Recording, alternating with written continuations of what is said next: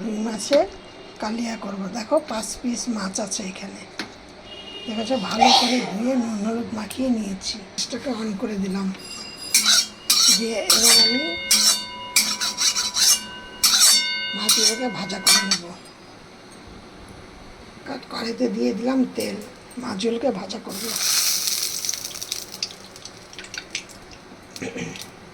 একদম অল্প তেলে করব। তোমরা এইভাবে করে দেখো, তোমাদেরও খুব ভালো লাগবে মাছটা খেতে। একদম মানে লাল লাল করে রুই মাছের কালিয়া, ঝাল ঝাল করে। দেখো একদম অনুষ্ঠান বাড়ির মতো করব। আর অনুষ্ঠান বাড়ি কেন এত স্বাদ হয় সেইটা তোমাদেরকে আমি শেয়ার করব। একদম অনুষ্ঠান বাড়ির মতো করব। মাছগুলোকে খুব কড়া করে ভাজবো।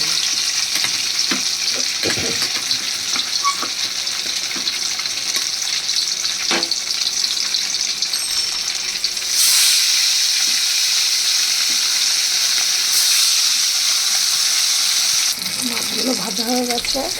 আমি চম্পা রেসিপি হাউস থেকে তোমাদের সাথে আমি চম্পা রেসিপিটি শেয়ার করছি। আমার এই রেসিপিটি দেখে তোমরা একটা লাইক করো, কমেন্ট করো, এটা সাবস্ক্রাইব করো।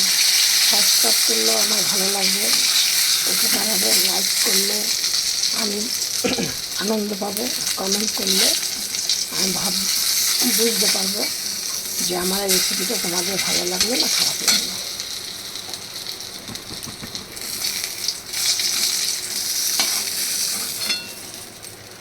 এবার এই তেলটুকুনির মধ্যে আর কিন্তু তেল দেবো না, এর মধ্যে আমি দিয়ে দিচ্ছি জিরে দিলাম, আর দিলাম একটুখানি দারচিনি, আর একটা লবঙ্গ, মানে একদম একটা এলাচ। অনেক কম মাছ বলে তার জন্য একটা তেজপাতা। এবার দিয়ে দিচ্ছি 1 চামচ আদা জিরে লঙ্কা ধনে বাটা। এবার দিয়ে দিলাম নুন, আর এর মধ্যে অ্যাড করছি কিছুটা জল, একদম অল্প করে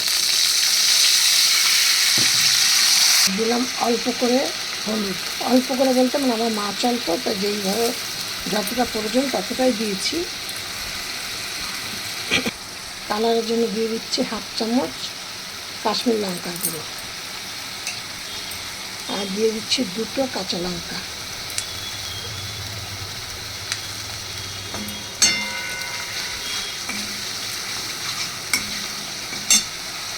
একটা বেলাঞ্চি যেন একদম 4টে 6টে দানা চিনি দিয়ে দিলাম। এবার দেখো মশলাটা আমার বেশ গাঢ় গাঢ় হয়ে আসবে, তেল ছাড়বে, তখন আমি দিয়ে দেবো এর মধ্যে মাছগুলোকে। তোমাদের সাথে শেয়ার করবো।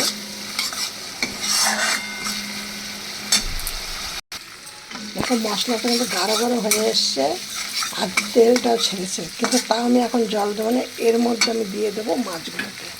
মাছগুলোকে পেতে পেতে এপাশ ওপাশ করে করে মশলার সাথে ভেজে নেব।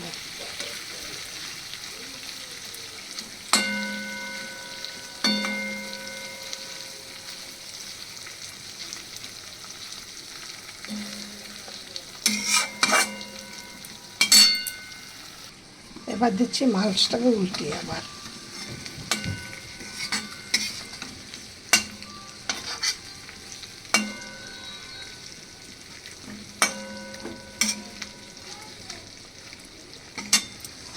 এবার দিয়ে দেবো এর মধ্যে জল।